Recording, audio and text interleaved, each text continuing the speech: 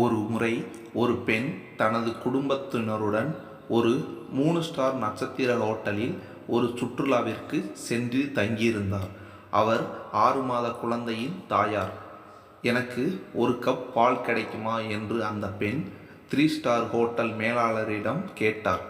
கிடைக்கும் மேடம், ஆனால் அது உங்களுக்கு பணம் செலவாகும் என்று பதிலளித்தார் மேலாளர். எந்த பிரச்சனையும் இல்லை என்று அந்த பெண்மணி கூறினார். ஹோட்டலில் இருந்து திரும்பிச் செல்லும்போது குழந்தைக்கு மீண்டும் பசி ஏற்பட்டது.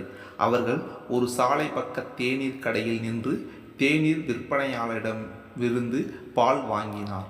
எவ்வளவு என்று அவள் தேநீர் விற்பனையாளரிடம் கேட்டாள். மேடம், நாங்கள் குழந்தையின் பாலுக்கு பணம் வசூலிக்கவில்லை, அந்த முதியவர் புன்னகையுடன் கூறினார். பயணத்திற்கு உங்களுக்கு இன்னும் தேவைப்பட்டால் எனக்கு தெரியப்படுத்துங்கள் என்றார். அந்த பெண்மணி இன்னும் ஒரு கோப்பை வாங்கி கொண்டு அங்கிருந்து கிளம்பினாள். அவள் ஆச்சரியப்பட்டாள். யார் பணக்காரர்? ஹோட்டல் மேலாளரா அல்லது பழைய தேநீர் விற்பனையாளரா? சில நேரங்களில் அதிக பணத்திற்கான பந்தயத்தில் நாம் அனைவரும் மனிதர்கள் என்பதை மறந்து விடுகிறோம். பதிலுக்கு ஏதாவது எதிர்பார்க்காமல் தேவைப்படுவோருக்கு உதவுவோம்.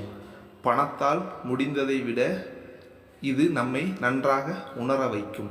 பால் மற்றும் சர்க்கரையை சந்திப்பதற்கு முன்பு அது மிகவும் அழகாகவும் இனிமையாகவும் இருக்கும் என்று காஃபி ஒருபோதும் அறிந்திருக்கவில்லை.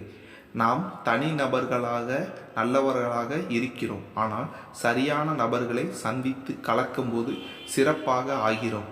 இணைந்திருங்கள். உலகம் நல்ல மனிதர்களால் நிறைந்துள்ளது.